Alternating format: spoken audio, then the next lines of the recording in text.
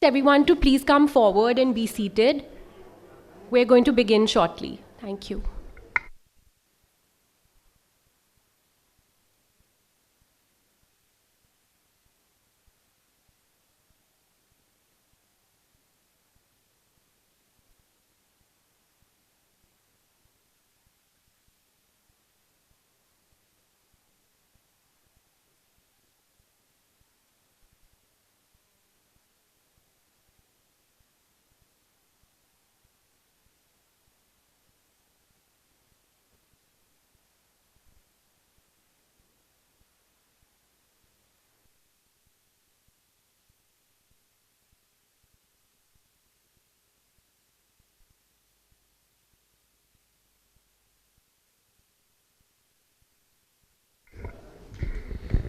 Good morning, everybody. Welcome to this PAFI dialogue with Shri Rohit Kumar Singh, who's Secretary, Department of Consumer Affairs, Government of India. We should be starting in the next a minute or so. So maybe request you to please, Mr. Singh, maybe please request you to join us. Yeah. Come, Virat, as President. Yeah.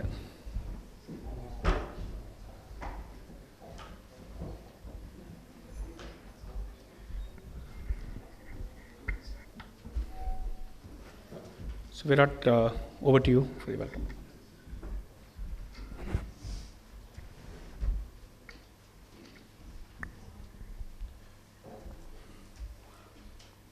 Good morning, Mr. Singh. Ladies and gentlemen, welcome to this PAFI dialogue that we actually were hoping to hold in September, and for some reason we had to switch, but I'm glad to see a full house and have this discussion. As they would say in Lucknow, किसी भी तारुफ के मोहताज नहीं हैं, but I have to do a little bit, so I'm going to try and do justice by reading what I have, but I think apart from this, there's a lot more to the person, and I'll speak to that in a moment. Graduate of electrical engineering from IIT Banaras, master's in computer engineering from Clarkson University, New York, before joining the IIS. He obtained his master's in public administration from Howard University in the US. At the IIT BHU, he received Director's Outstanding Merit Award in 82 and 83, and Distinguished Alumni Award recently in December 2021. So here is somebody who begins his career with academic excellence of the highest order at the Harvard University. He was honored with the Lucas and Luther Fellow 2004 for outstanding academic performance and commitment to public service. तो वो जो भी अपने हाथ में लेते हैं वो फिर मतलब अवार्ड लेके ही निकलते हैं वहाँ से.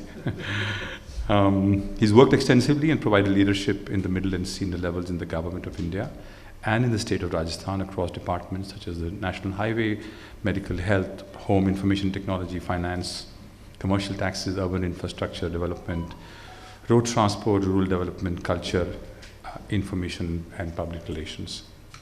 He's led the government initiative for reviving the public-private partnerships on national highway via key policy interventions like the hybrid annuity model through appropriate risk allocation amongst private and public partners. Also successfully led the initiative on asset recycling of public funding of national highways that resulted in one of the largest FDIs in highway sector amounting to $1.5 billion, one of the first most successful asset monetization spaces in the infrastructure space. He's served as an additional secretary in the Department of Medical and Health and Family Welfare in Rajasthan. During the first wave of COVID in 2001, a very, very difficult period, as you know, for all of us, especially for civil servants, he developed and deployed the Bhilwara model of ruthless containment to successfully manage COVID upsurge in rural and urban hotspots in Rajasthan. As you know, they had a particularly impressive track record. I can go on and on about all his achievements and the outstanding, very outstanding work that we are seeing at the Consumer Affairs Ministry. The one thing that stands out, and sort of when we first got to know him as he sort of came into this position, was his passion for public consultation on critical issues. As you know, most of us engage in that. In fact, the PAFI objective is to promote transparency in policy making, and one of the pillars of that is public consultation. I've not only seen Rohitji engage in public consultation extensively. Whenever you request him for one, he will hold one with his officers. I've also seen him balance the opinion of senior officials in his ministry with what the industry is saying in a live meeting, not after the meeting. He gives the space for people to say their piece.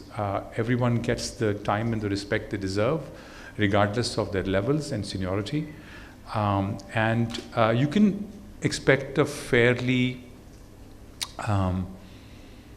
robust discussion under the aegis of you convince me or I will convince you.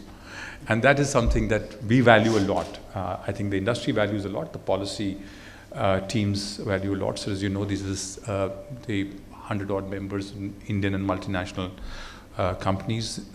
We called ourselves the spiritual home of policy professionals, a bit like the Bar Council or the Medical Council.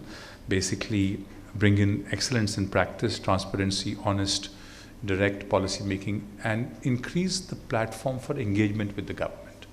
And I have to say this not because he's here, but I think there are a few secretaries who do this really well, and I think Rohitji tops that class of engaging and serves a fantastic cup of coffee, by the way, if you have a chance to be in his office. I almost insist that you should have a coffee. And so we've been very grateful. And sometimes, it's a ministry that not everybody deals with extensively or on every issue, but now increasingly with the whole process of I would say digitalization, the engagement is now across many different companies and industry, which wasn't till even 5 years ago. So that's a changing face of this ministry, which is becoming quite pervasive across various different sectors in ways that we didn't imagine about 4 or 5 years ago. So thank you, sir, for taking the time. Thank you for being here. Thank you for everything you do, and in the manner you do it. We have a couple of questions. People have sent us on. They're very interested in listening to you. So I think this is the last meeting they will hold before they all disappear in a few days off. But they wanted to certainly come into this. And I thought with that, if you could start with a few minutes of your, what you're focused on, what is your area of interest, and what are the big things that the ministry is focused on under your leadership, that would be an excellent beginning, and then we take it from there. So please.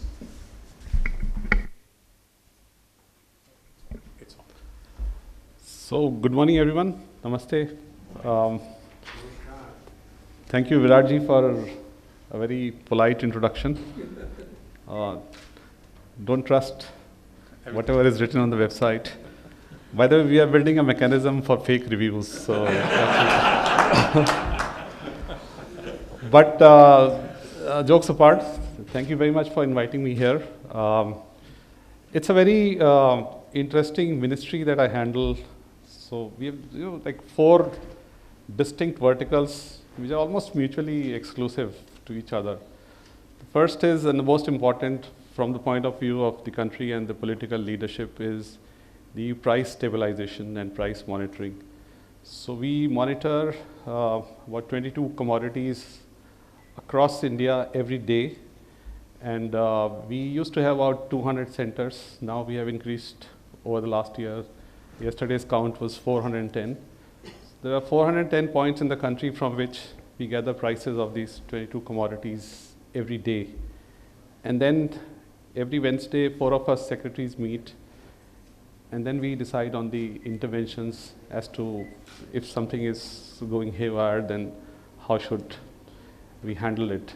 Of course, market forces are there, but we have something called a price stabilization fund, which we use. We also tweak import policy, give suggestions on that, duties, so that the prices are under control. And if I may flaunt, this last year we have managed to keep the prices of pulses and onions and uh, some related commodities fairly stable.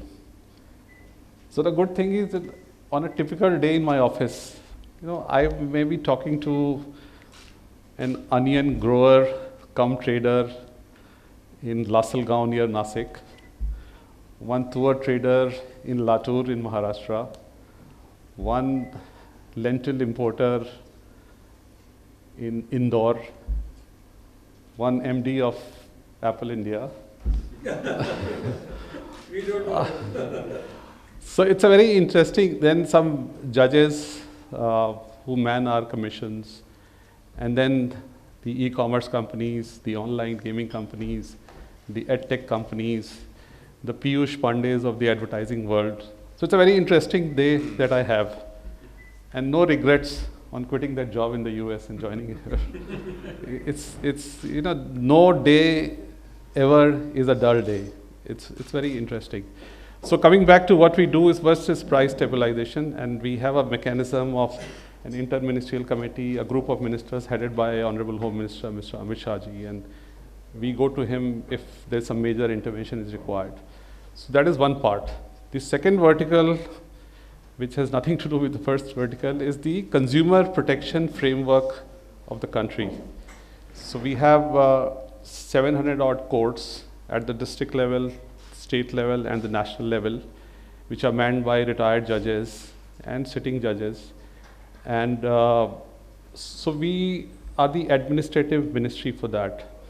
So just to give you an idea of the magnitude of the cases they handle, currently there are about 5,27,000 cases pending in these courts at all the three levels, about 22,000 at the national level, about 1 lakh at the state level, and remaining at the district levels. There are huge issues of infrastructure, technology, how to make the disposals faster. So we try and work on that. We use some analytics because of the tech background that I have. We try and infuse technology to get solutions. And now we've started this targeted approach. So when we analyze the pending cases, these 5 lakh odd cases, we realize that 1,80,000, which is almost 1/3 of what is pending, are pertaining to insurance. Then about 80,000 pertaining to banking, 5,000 to railways, 4,500 to post offices, and then to all other sectors. So then I went and met my friend and batchmate who's the financial services secretary. I said, let's do something about it because you have 1,80,000. And this is despite the fact that they have good system of ombudsman in the states. They have an regulatory authority, IRDA. But still, so then we try to do some due diligence on as to why these cases are coming. And then we realize some systemic issues which we have referred to that ministry, and they're trying to handle it. So what I'm trying to say is that it's not just that we are depending on the efficacy of the judges that are handling these cases. We're also trying to get into the root cause of the problem and see that how in the first place the cases should not be coming to the consumer commissions. There is before somebody files a case, there is a system of a national consumer helpline. The number is 1915. It's a 4-digit number we got last year. Now, by making it omni-channel, including social media and email and app and whatever you have, we have increased, so we are inviting more trouble, but we don't mind. We have increased the number of people who are now actually coming to the helpline. I'll just give you a number. Last year, same month, I'm talking November because December is yet to close, we got about 40,000 calls on this helpline, 40,000 complaints. This year we got about 90,000. So that means people are now willing to come and complain to us. We also respond in 10 Indian languages, Hindi, English, Tamil, Gujarati, Marathi, Manipuri, and all languages. In fact, yesterday I faced a parliamentary committee in the afternoon, and when I said this, that we are responding in 10 languages, many MPs says, why not all 22? So we'll work on that, but from 2 to 10 is a big jump, and I think we'll cover all 22 languages in India. We also analyze as to what are people complaining about. The earlier example was cases, and these are complaints, which is a precursor to the case. And we do analytics on the data on what is people complaining, what are people complaining about. And one fact which may be relevant to this audience is the number of complaints pertaining to e-commerce transactions. 4 years back, it was 8% of the total complaints. And last month, it was 48% of the total complaints. That means the grievance redressal system of many of the big e-commerce companies is not working up to the mark. So there are systemic issues also because there is an anonymity, and because earlier when you used to buy things from the corner store, from the mom and pop shop, which is located close by, there is this relationship. And इन्होंने कुछ लखनऊ की भाषा में कुछ कहा था, मैं भी आँख की शर्म थी कि कुछ खराब है तो भाई लौटा दो, नहीं तो इनके पिताजी और हमारे पिताजी साथ साथ थे, and something like that. But in this whole e-commerce thing, that thing is gone. And you're placing an order and there's some guy coming with a courier box at your home, and the whole relationship thing is gone. So there are more occurrences of people not responding in terms of the quality of the product, what you ordered for and what you got. And consequent to that, we realized that the power equation between the consumer and the seller has suddenly changed. The consumer is getting weaker and weaker, and that is where the role of this ministry, as Mr. Bhatia was also alluding to, is becoming more and more important. Whether it is the cab aggregators, whether it is Swiggy's and Zomato's, whether it is online betting companies, whether it is EdTech, we're talking to all that you can't take people for a ride. I mean, they do take people for a ride, but but the issue here is the regulation and the enforcement framework has not kept pace with the advances or the dynamics of the economy. So we don't have a framework to regulate gig economy. If we overreach, then in the PAFI meetings we'll be, accused of being anti-business, that you're becoming an impediment. So we are fully conscious of the fact. At least I personally, I know how difficult it is to do business in India. I mean, let us all accept it. And I admire all of you for what you're doing and making money on that. So I don't want to become an additional impediment in the already impediment plenty world that you are dealing with. But then the other side is the consumer has to be protected. So as Honorable Prime Minister tells us in every meeting, you must support the good guys. You can be nasty to the ones who are crossing the line, but please do not become an impediment in what the good business people are doing. And I'm also reminded when he talks about that, about supporting small businesses, supporting firms, supporting entrepreneurs, supporting startups. My favorite professor at Harvard Business School, Michael Porter, the whole course was, the course was called Microeconomics of Competitiveness.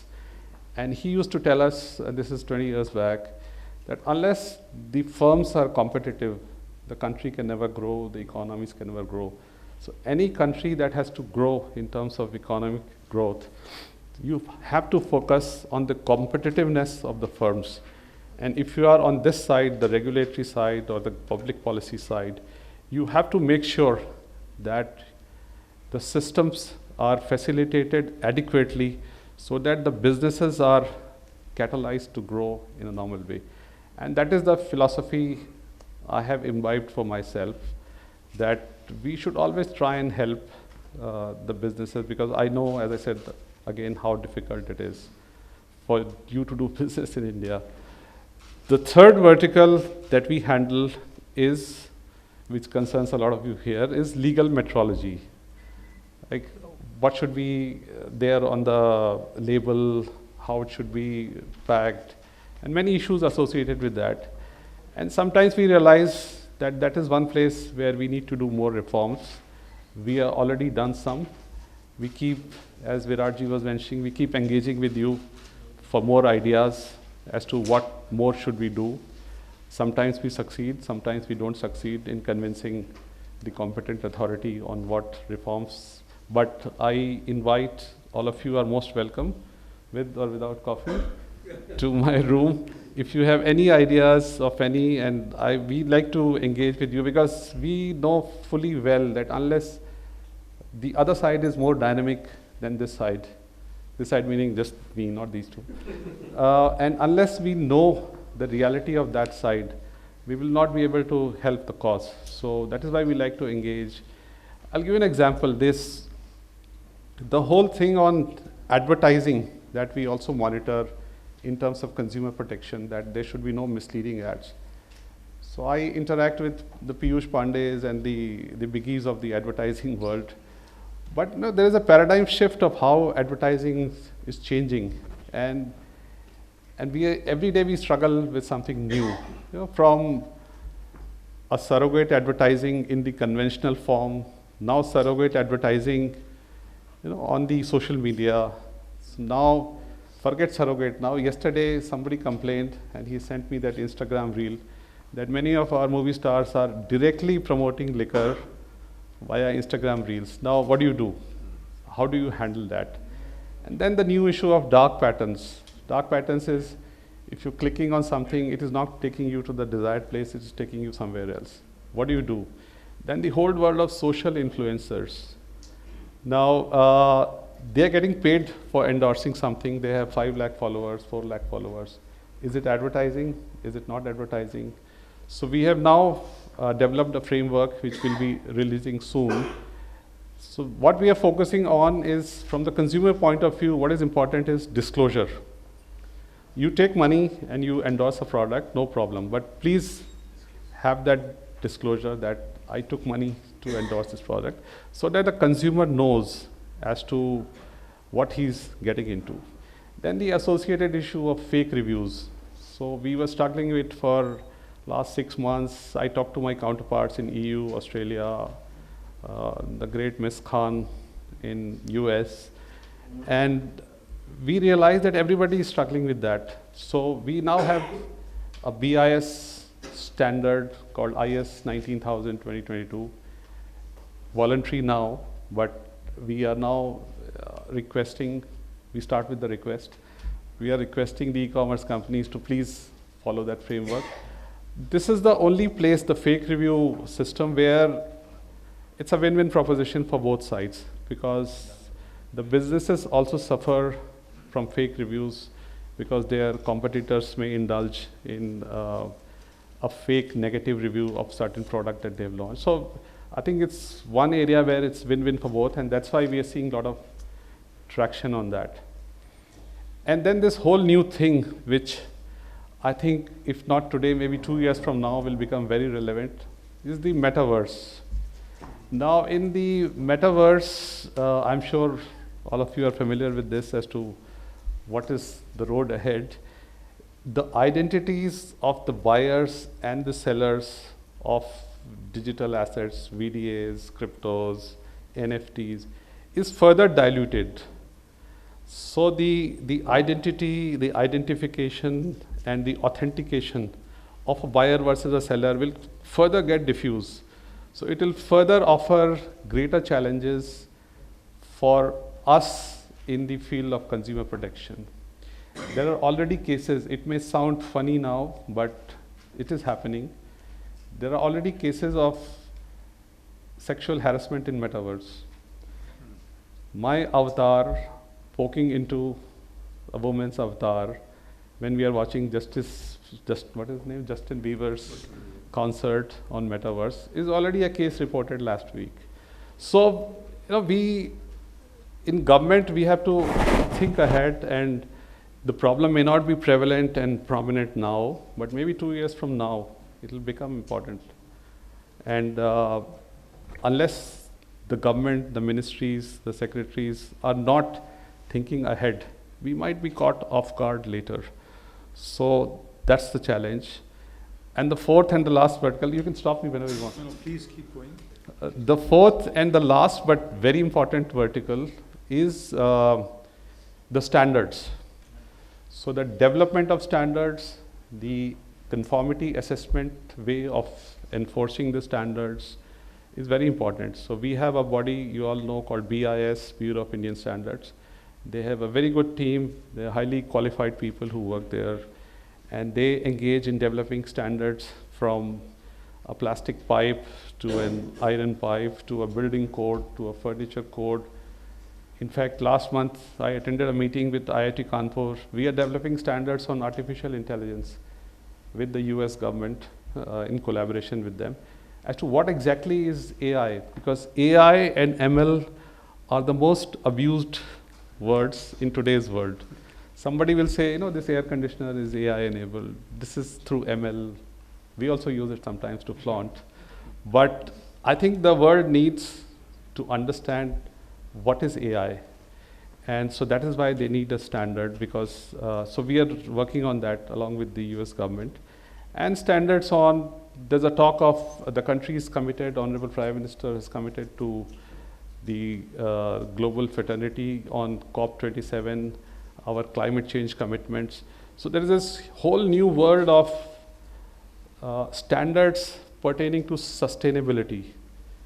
And I personally chaired a meeting yesterday on sustainable packaging, because a lot of packaging, as the commerce grows, a lot of stuff will involve packaging, and unless the packaging is sustainable, we are not going to help the cause which the PM has committed on behalf of India in COP27. So the whole issue of circular economy, the PM's mission life, which is lifestyle for environment. So we're working on the corollaries of that in terms of the right to repair. I know many people in the room may not like it, but we are against planned obsolescence. We want the products to last more so that the whole issue of e-waste is addressed, and that goes very well in alignment with the PM's declaration of mission life. Similarly, a uniform charger, which we are already in touch with EU, and thankfully all of you have agreed and you're aligned to the thought. So now for mobiles, laptops, iPad, those kind of devices, we are focusing on USB-C from EU plus 3 months, which is 2024, and we are working on that. A separate subdomain for wearables, because wearables are a different ball game, so we are working on those. And I'll just give an example as to how standards play an important role, even in small things. I was in Guwahati on 2nd of this month, and we were engaging with all the northeastern states, 7 plus Sikkim, the 8 states, on consumer protection, on whatever we do in this ministry. So we were camped there, all my officers were there.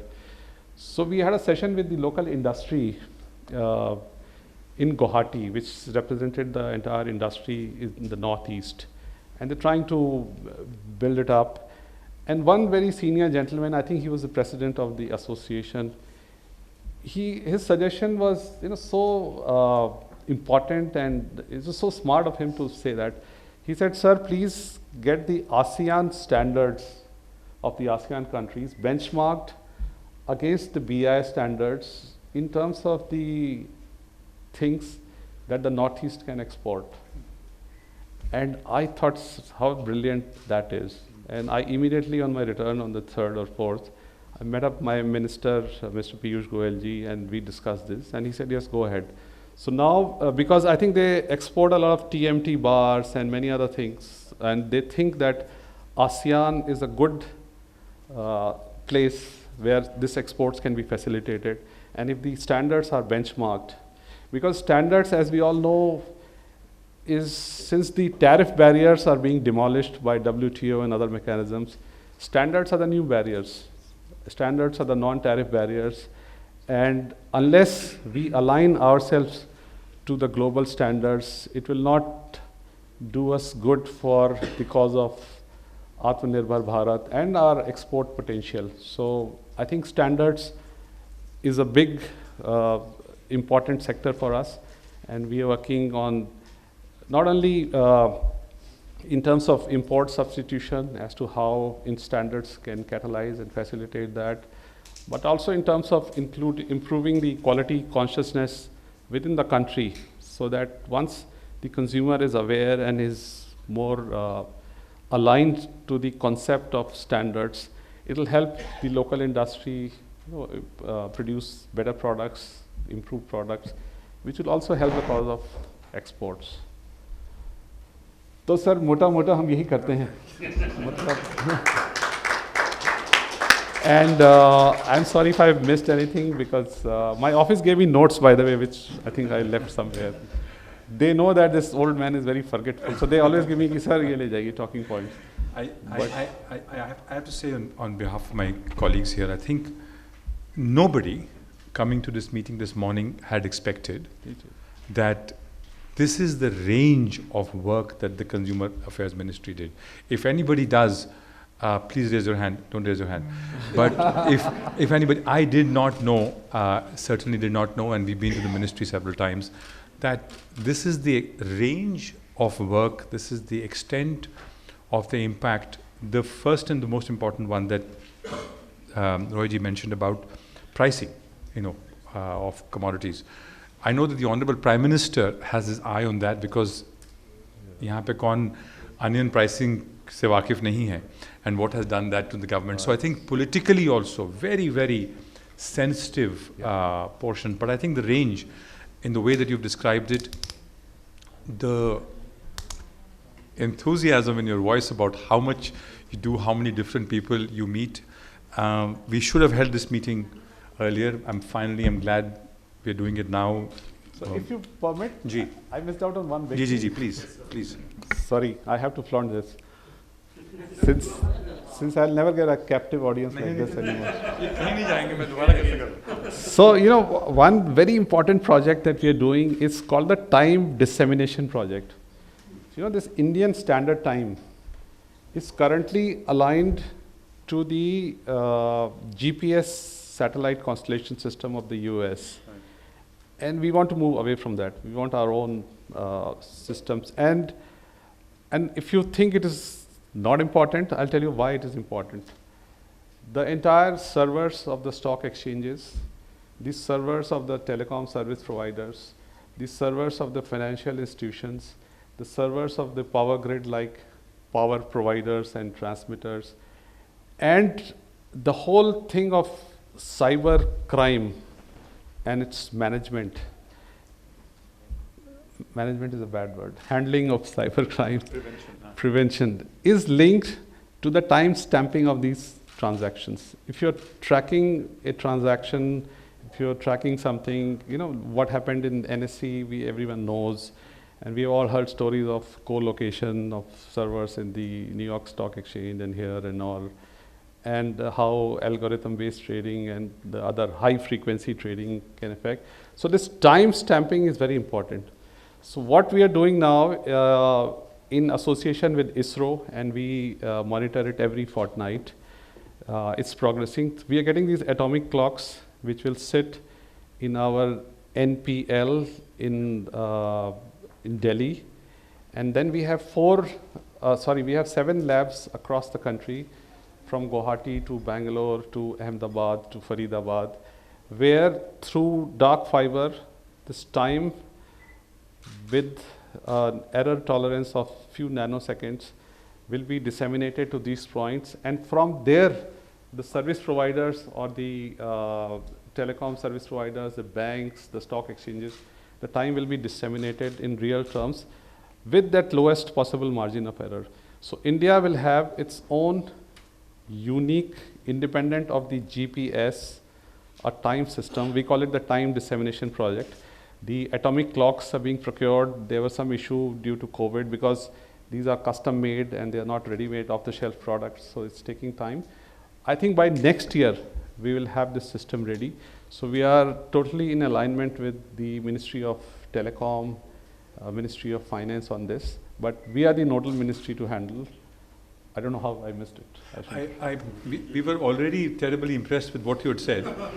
Now my questions have become useless. And we should have gotten you in September. वो शेर है कि मुझे एक ही गिला है मुझे कि बहुत देर से मिला है मुझे.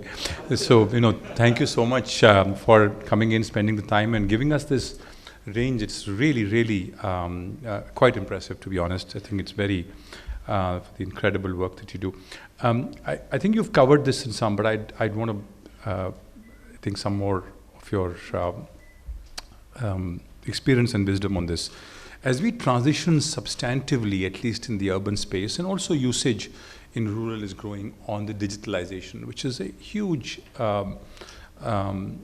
initiative for the country. The momentum is now 10 years old. The last 4 or 5 years is seeing dramatic changes. 700 million smartphones, hopefully going to about 850 over the next 2 years or so. And the deepening of digitalization, like you said, on the e-commerce side and other places. And you would think that the Consumer Protection Act and sort of is written for a different decade, if not a different century. But it seems like very old. How's that philosophy now in the ministry that impacts so many different things as the world is shifting under us? How are you approaching that in terms of governance philosophy? I thought that will help a lot of companies here who are in tech or moving to tech, partially tech, or driving tech. So you're right. I mean, it is a cause of, if not concern, like it bothers us a bit as to how how we should be able to handle this. Regulation of tech is the most difficult ball game. I mean, it's almost impossible, and it's not just us. The whole world knows about it. In fact, if I may tell a state secret, PM in a meeting told me that he has met 3 US presidents, Mr. Obama, Mr. Trump, and Mr. Biden, and all 3 in their conversation with him raised this concern of iska big tech ka kya karna hai? How do we handle this? And so from the point of view of consumer protection, one is the issue of the bigness of it, as Trump used to say, bigly, the big part of it. So that is more related to monopolies, and the Competition Commission and others will handle it.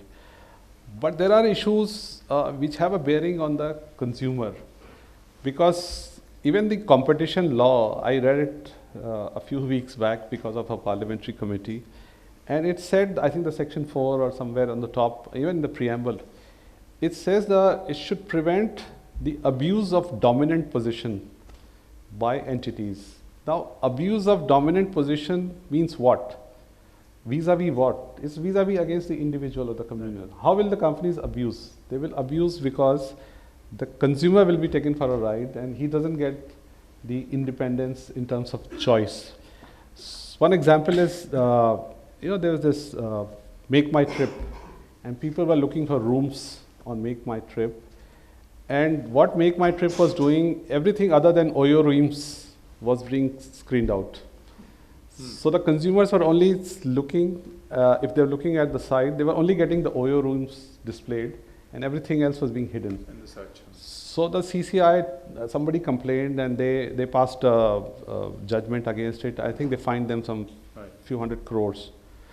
But I talked to the chairman CCI कि sir आपने ये तो fine कर दिया, but जिसको इससे नुकसान हुआ, the person who was looking for a cheap room and everything other than Oyo was not being shown, what happens to that person? Because my concern is that person, consumer. So how will he or she be compensated? So these are the things which are very complex, and you are right. We can't. So what I am pushing for is self-regulation. Whether it is advertising, whether it is ed-tech, I talked to all the Baijus and the upgrads. I said, bhai, apna regulation khud karo, and if I were you, I would not want the government to interfere. So please do self-regulation, and thankfully they listened. They have a body like this called ICE, and I think they're doing a reasonably good job. Same thing we do. I met somebody here who's talked about online gaming. So we told the online gaming fraternity also, you have to start self-regulation and the issues of, whether it's a game of chance or a game of skill. First that distinction. If it's a game of skill, how is the consumer assured that he's not playing against a robot and it is genuine skill thing? And then what is the algorithm behind that? Are you willing to disclose, if not the algorithm, the principles behind it? Then the issue of de-addiction. People are losing money, people are losing lives. So can we put a cap on in terms of number of hours or amount of money? Again, difficult, but we're thinking on. So we said self-regulation is the key. Same with the Olas and the Ubers, the aggregators, because that's a different ball game in terms of gig economy. How, the users like it because of the convenience, but then there is a hidden. The Australian Consumer Commission told me, the chairperson there, that we are investigating into Uber because they are indulging in malpractices for last 5 years, and we fined them some $50 million. So he said, you also look into this, and we also, are investigating that if they say that within 3 minutes or X number of minutes, if you cancel, then the cancellation charges are not applicable.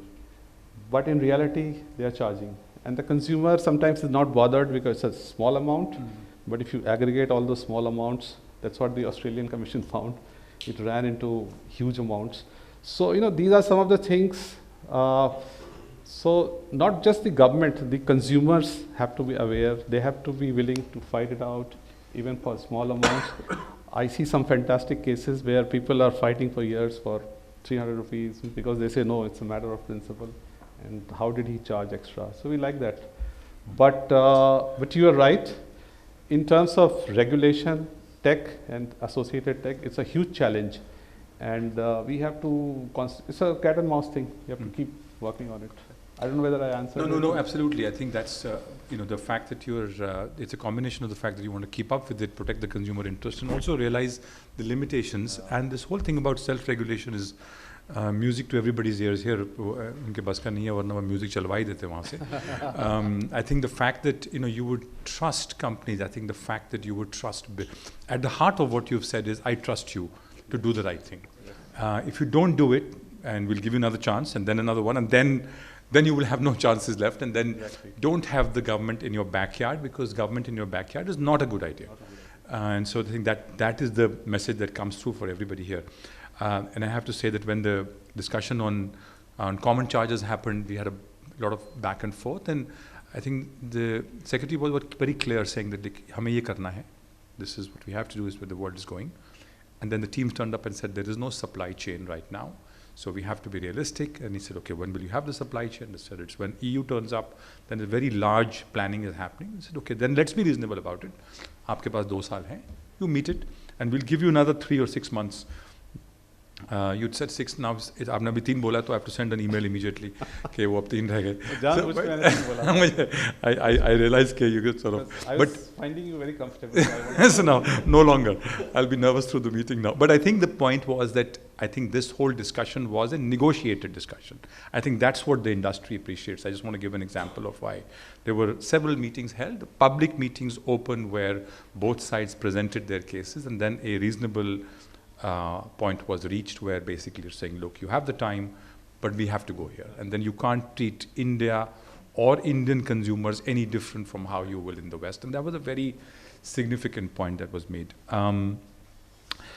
If I can turn a little bit on another one, which is the circular economy, which is another point that is a big concern. The Honorable Prime Minister, I'm not sure how many know that wrote his book on environment. This is something very close to him. And not many people know how closely he sort of guards this space and likes this space.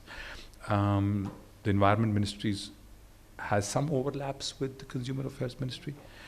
I just wanted to know, in that space, specifically, what is going to be your outlook? I ask you this because the industry, as you can imagine, has an obligation then to meet those compliances. That adds to cost and also needs planning. So I think some sort of an insight into where the ministry is on that would help us understand how you're approaching this space, in addition to the Environment Ministry, of course. So I think everybody realizes that it is very important, and India is committed. I think the whole world is committed. Otherwise, there'll be huge issues with the climate and the planet. So like you said, this has to be done. Now the important is how. And Ministry of Environment and Forests, there's no overlap. There is synergy. I mean, we work together on this. So there are two things. One is, there are some commitments with a date. Like on single-use plastic, we said beyond this date, it is illegal. Of course, there'll be issues of, how the new things will come up. What is the substitution? Where will this be manufactured? So in this whole circular economy, I think it would take 3 to tango, not 2. Because there is this public policy and regulatory people, there is the industry, and there is the consumer. Now, unless all 3 are aligned to that commitment for climate, it will not work. Now, what is our role? Our role is, a very important role is in terms of standards. I'll give you an example. In terms of single-use plastic, then what is the alternative? So it's biodegradable plastic. Now the industry came to us in March as to what is biodegradable plastic, how do you define it? So then we had to develop standards and say this is biodegradable plastic, so that there are no regulatory or enforcement issues later on. So one is in terms of making standards and ensuring, like you said in the example of common charging port, ensuring that it's not causing unnecessary discomfort to the industry in terms of supply chains. And there is so we have to take everybody along, and I am sure the industry is also committed to the climate commitments that India has made in COP27 or all other forums. So the standards, and then the regulation, like you said on the common charger, EU plus 6 or 3 months. So things like that, where a date has to be reasonable. Again, I'm saying it should not cause discomfort to the industry. And creating awareness in the consumers that why sustainability is important. And so that is primarily the job of Environment Ministry. But since we are more into creating awareness with the consumers, we also participate. In fact, Leena ji just wrote to me last week formally that please become our partner in creating this awareness. Leena ji is the Secretary, MOE, FCC. She was, by the way, a former, my predecessor. We work together in the highway sector also, so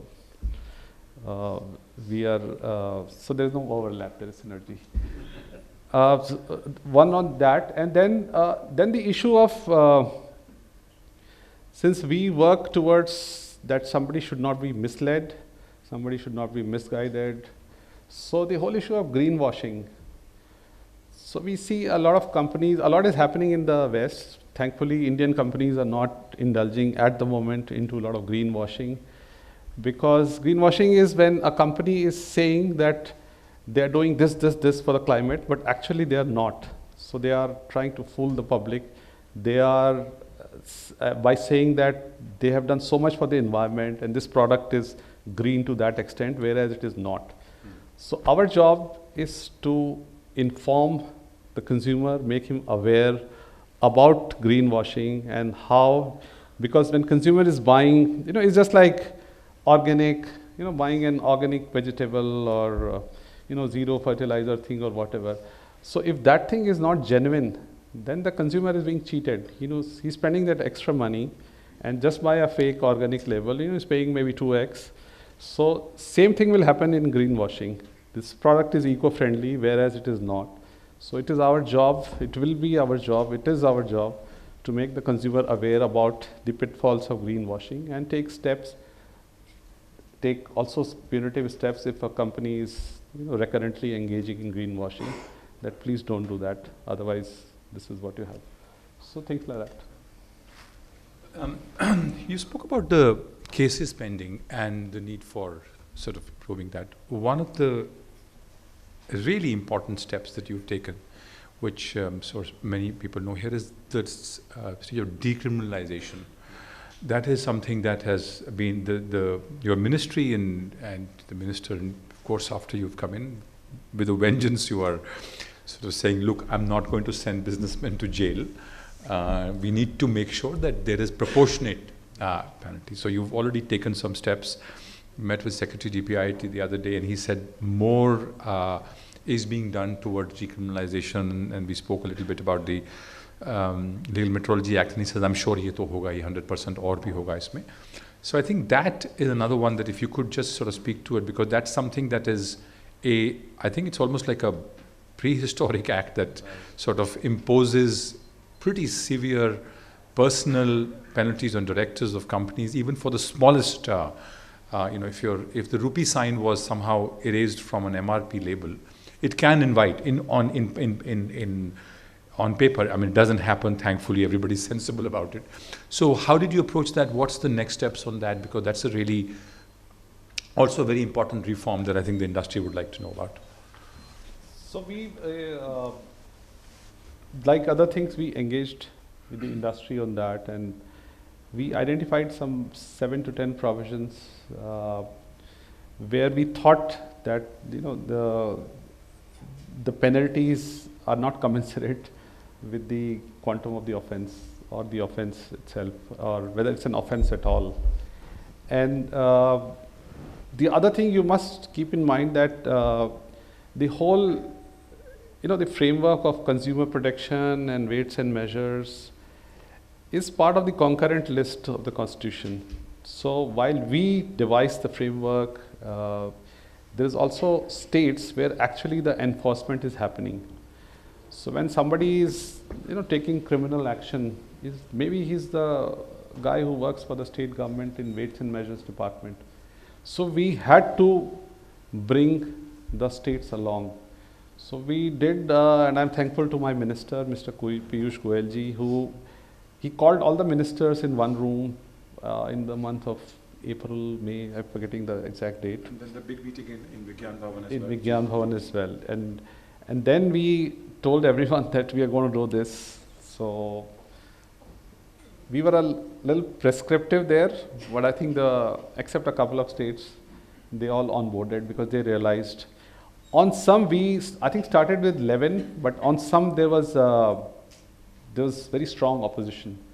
They said, it's not in the interest of consumer. And we had also invited the voluntary consumer organization, VCOs as we call them, the NGOs, because it is also important to listen to the consumer's point of view through them. And then I think we've identified and approved 7, and 7 will be decriminalized very soon. If you are not aware, I'm very happy to inform the House that only yesterday Cabinet has approved the bill which is to be introduced in the Parliament for decriminalization. So that's why I chose this day, because so that is, and I think on this, and I'm not being extra polite, but all the credit should go to the Honorable Prime Minister, because PM in all his meetings, he's been telling us that his favorite example of some factory in Gujarat where the bathroom wall was not painted and that guy was sent to jail. He said, "Aisa mat karo tum log, ye desh ke liye acha nahi." And every meeting he gives that example to all the secretaries, in chota meetings also, bada meetings also. So I think this whole decriminalization thing, and instead of us going to through different acts in Parliament, he said, no, make one act where you put everything together so that it gets passed through the legislature in one go. I think all credit to him, and the way he pushed it, and yesterday it was approved by the Cabinet. And by the way, he was not just superficially involved in the presentations which were made before him. He would go section by section, he would listen. The example which you gave, कि rupees का R अगर मिट गया है तो क्या होगा, KG, LB thing. Everything he asked us and my colleagues and the minister very pointed questions, until he was personally satisfied. Even things like कि इससे ज़्यादा और क्या नहीं क्यों नहीं कर रहे हो, why not doing more? So all credit to him. And I think the first part, the major thing culminated yesterday. And very soon we'll have a different world, at least in terms of decriminalization of the sections of various laws which, like you said, are archaic, ancient, and are not relevant in the current context. It is such a pleasure, sir, to hear about this, and the fact that the Honorable Prime Minister has this view. By the way, just backstory very quickly that about the bathroom is that under some very old law, you were supposed to चूना paint करना होता था bathroom में for hygiene reasons. But now there are tiles. That is prehistoric. So वो tiles लगी हुई हैं, लेकिन they're saying आपको इसके ऊपर चूना paint करना है. And people are kind of, you can get to jail because उस पे चूने की वो जो कूची से painting होती थी वो नहीं हुई. So it's that kind of stuff that he's having to deal with and reform, sometimes against pretty severe, sometimes illogical, but severe opposition from states and officials who actually have a reason to let it remain the way it is. I can give you one more example. We'd reach out to him saying that the MRP label has some 14 things that you want us to put on it. And by the way, there is also BIS wanting stuff to be on the electronics equipment, and also Environment Ministry wants it. तो आपने पिछले 5 साल में हमें 3 label डाल दिए हैं और हर लेबल में you're increasing stuff. Or the mobile phone is going from as you know, it should be a whiskey bottle size to this size. So now we have to wrap the label around in an A4 size paper or give it separately because इसमें आएगा नहीं. And think about an airport. So I think what we did was very, very interesting. I think the Secretary, I just want to give you an example. He says, okay, move whatever you don't think the ministry needs at the time of, the consumer needs at the time of buying into electronic, and let them digitally read that. So that's the big step because if you look internationally, MRP labels don't exist. But I think it took the first step to making sure that at least that stuff that is not needed, so we don't waste paper, you don't make mistakes. And if it is digital, then you can put whatever you want. Then the government can tell us, have 5 more things, and it's easy because then there is no space issues. So I just want to give you one more example of how we worked. And the industry as a whole, the electronics sector was very sort of worried. And the size of the label for an airport was the same as a refrigerator. And that was a big problem, saying we can put everything on a refrigerator, but not on a... So I just wanted to say that and compliment that. So I can go on and on. I think it is clear that not only have you a task cut out for yourself, but I think the range, the impact that you are having on business is quite significant. I think the DG had a question. Sir. Because you spoke about a very interesting subject which I have followed for many years, which is standards. And you mentioned about how you talked about these Northeast looking at the ASEAN standards. I must just to give you a very quick background. For the last 11 years or so, we have been working with the Ministry of Commerce on all SPS and TBT issues, and we work very closely with BIS and FSSAI. One thing which happens with the FSSAI, which it is doing, is aligning itself to Codex. Right. So that gives you a kind of a global standard. One thing which just as a thought here, because you talked about ASEAN standards, is that since we are moving so strongly on standards, and Mr. Goyal has been the main exponent, he's been pushing it for the last so many years.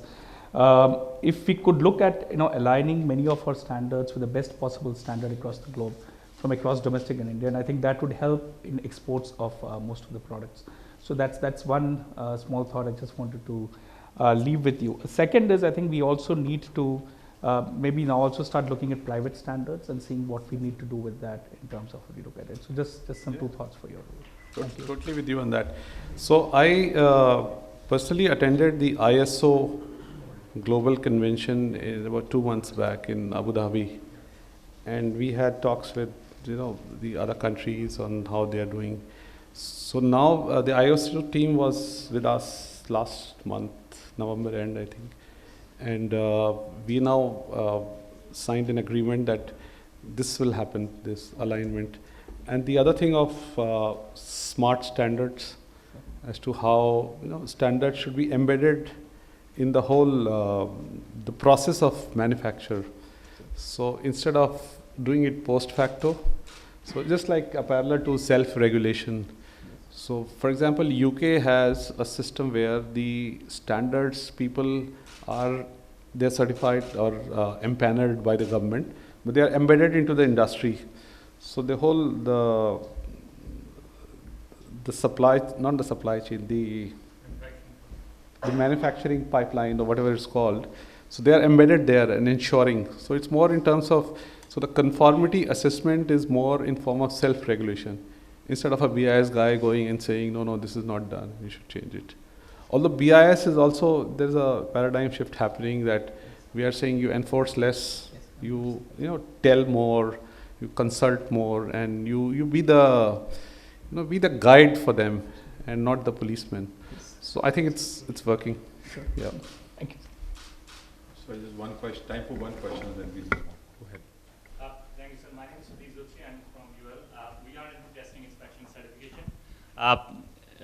Building on what Vishwa mentioned in terms of what's happening in ASEAN, in terms of standards and harmonization, I think there's an incredible job which BIS is doing. But I think the one question which I have from a testing, I know people from the industry will say, well, the testing is money for me, but I wanted to bring a concern which is with respect to cost of compliance. Now, I will give an example which is live with respect to a manufacturer based in Gujarat wanting to sell their solar modules to multiple markets, and we help in global market access. Now, that same manufacturer comes to us and says, hey, I want to sell this to Saudi, I want to sell it to Brazil, I want to sell it to Europe, and I want to sell it to US. And if I have to comply with IEC standards, and I have a passport, which we issue, it's global market access. Now, similar situation when I have to sell it to the domestic market, I have to go for BIS standards. Now, it's a cost on me, and it's an overlap, which I have to sort of do that. And as a lab, I'll say, well, it's a money for me, because I will be doing 2 testings, which I think globally doesn't happen. What we are suggesting and requesting to, in fact, we spoke to DG BIS also, is that there are country deviations, and we respect the sovereignty of any countries, respect the sovereignty of regulators. If there are any specific country deviations, that should be taken into consideration, rather than a double testing has to be done.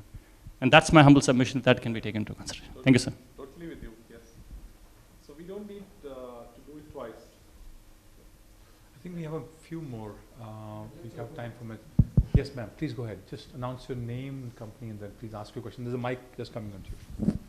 Please. Thank you. I'm Anubha from Vedanta Limited. So for us, ML would mean mining lease. So I just wanted to ask you about QCOs. So when you were talking about voluntary standards, and we know that for standards to be mandatory, the line ministry really has to, probably suo moto take action.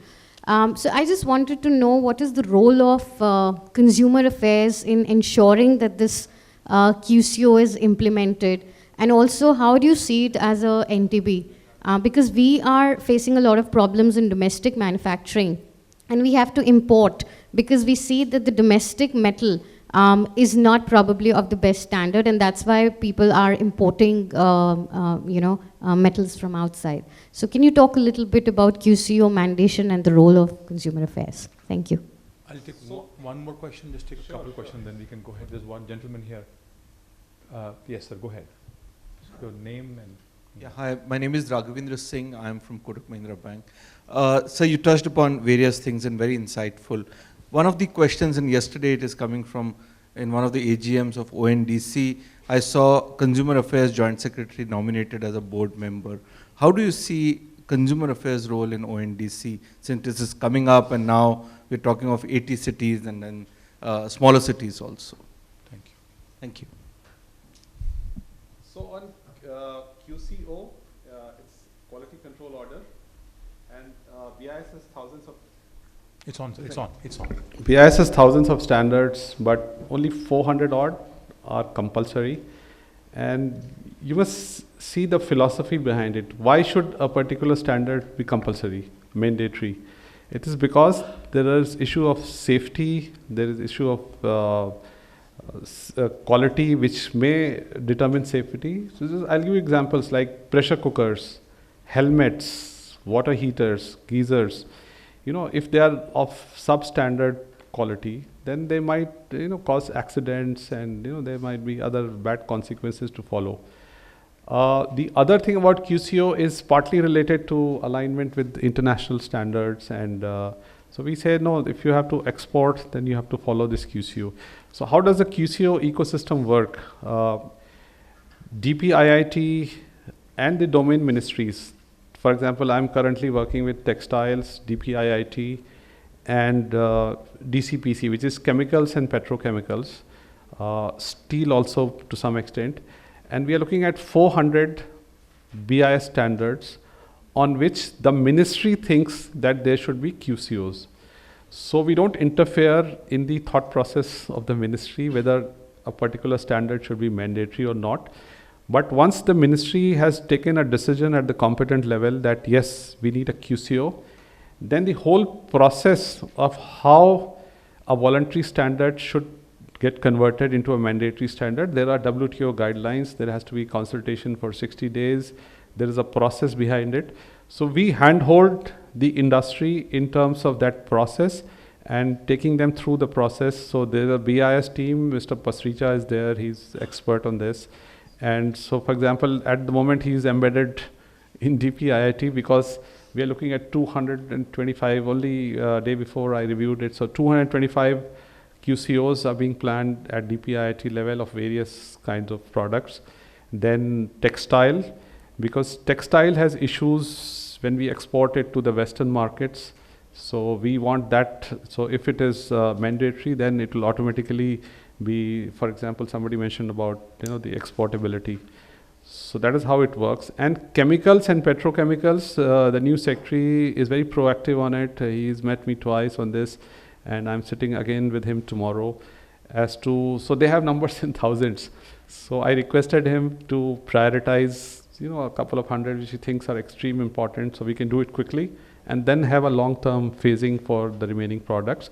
But all relating to safety, quality assurance, and exportability. So this is how the QCO framework works. Sir, your question was on... Point is in the participation of consumer. मेरे से मत ही कहलवाओ तो अच्छा है. But so I'll tell you how and why we are involved.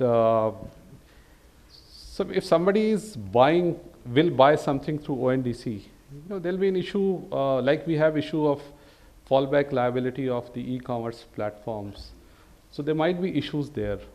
So then we need somebody from consumer affairs to ensure that the liability issues are adequately addressed. Whether he should be on the board or not, इसके बारे में अलग से चर्चा करेंगे आपसे. Any other questions? Okay, I think also bring this to the, sorry, go ahead. Brings us to the end of this, I thought, fascinating session in which we've all learned so much new things. Also, what you've done today, sir, is given the industry new hope and courage to actually approach the ministry with a sense of resolution that they can get on complex issues, not to be worried. I think the topic for the day, which I didn't say in the beginning, but it was there, was to balance between consumer interest and ease of doing business, came through very, very strongly. Thank you for that.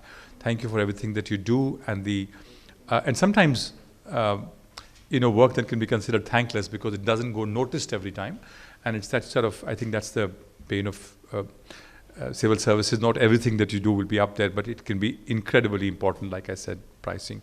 I'm going to request the DG to sort of close the meeting. Thank you. Thank you, Virat, for doing half my job of thanking the secretary. But secretary, really, it's been an absolutely wonderful session.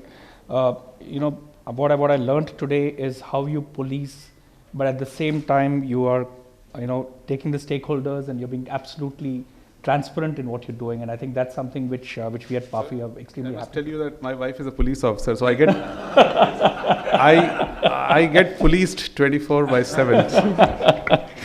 I'm sure she's just as transparent and stakeholder friendly as you are, sir.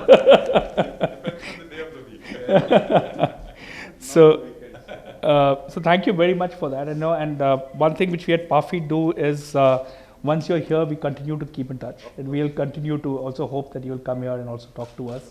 We'll also drop by and with all our issues. We would like to be very closely connected with what you do, for the simple reason that, as you see, most of our members are interested in what you do. So we'll continue to stay in touch with you, sir. So thank you very much for this wonderful session. I'd also like to thank APP for supporting this event, and also all the participants for being here. One thing which I must say, sir, is that we have learned that that transparency comes right from the top, and thank you for also telling us that that's how it is happening now. So thank you very much, and we look forward to staying in touch with you. Thank you. Thank you for inviting me here. Now, request Virat to sign us.